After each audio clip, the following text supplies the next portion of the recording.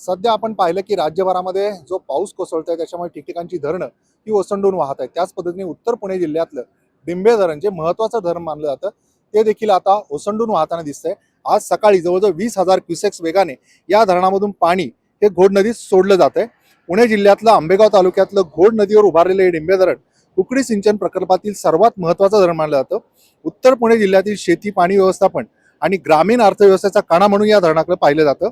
सह्याद्रीच्या पश्चिम घाटातील अतिवृष्टीच्या भागातून या धरणात मोठ्या प्रमाणावर पाण्याची आवक होत असल्यानं प्रत्येक वर्षी मान्सूनमध्ये डिंबे धरणाकडे संपूर्ण जिल्ह्याचं लक्ष लागलेलं असतं।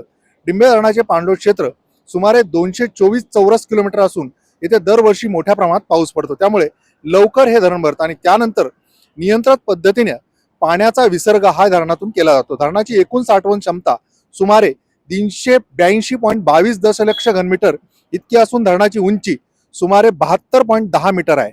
या धरणात 5 मोठे रेडियल दरवाजे असून त्याद्वारे आवश्यकतेनुसार विसर्ग केला जातो। डिंबे धरणे केवळ पाणी साठवणारा प्रकल्प नसून कुकडी सिंचन व्यवस्थेचा आधार आहे। धरणातून डिंबे डावा कालवा, डिंबे उजवा कालवा, घोड शाखा कालवा आणि मीना शाखा कालवा असे 4 प्रमुख कालवे निघतात। या कालव्यांद्वारे सुमारे 36,524 हेक्टर क्षेत्राला सिंचनाचा लाभ मिळतो। यामध्ये आंबेगाव, जुन्नर, शिरूर तसेच परिसरातील हजारो शेतकऱ्यांची शेती हिरवीगार राहते। उर्वरित पाणी विस्तारित डावा कालवामार्गे एडगाव धरणात सोडलं जातं, ज्यामुळे कुकडी प्रकल्पातील इतर भागांनाही पाण्याचा लाभ मिळतो। डिंबे धरणाच्या पाण्यावर ऊस, कांदा, गहू, हरभरा, भाजीपाला, डाळिंब, फळबागा तसंच विविध नगदी पिकांचं उत्पादन हे मोठ्या प्रमाणात घेतलं जातं। त्यामुळे उत्तर पुणे जिल्ह्याच्या कृषी अर्थव्यवस्थेला या धरणामुळे मोठी चालना मिळाली आहे। सिंचनामुळे अनेक भागांमध्ये वर्षभर शेती शक्य झाली असून शेतकऱ्यांचं उत्पन्न देखील वाढण्यास मदत झालेली आहे।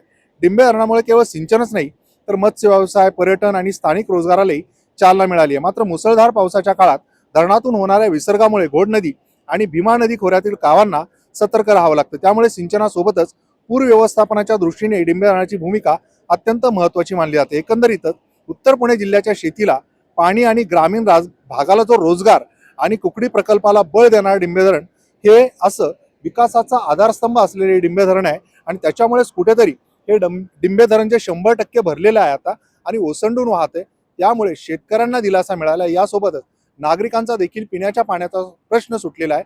केवळ उत्तर पुणे जिल्ह्यातील आंबेगाव, शिरूरच नव्हे तर अगदी नगरपर्यंत या पाण्यावर अनेक जण अवलंबून आहेत। त्याच्यामुळे हे धरण भरल्यामुळे नागरिकांनी इकडे सुटकेचा निश्वास सोडलेला आहे, कारण अल निनोच्या प्रभावामुळे कुठेतरी पाऊस कमी पडेल का अशी चिंता होती, मात्र आता धरणं ही ओसंडून वाहत आहेत।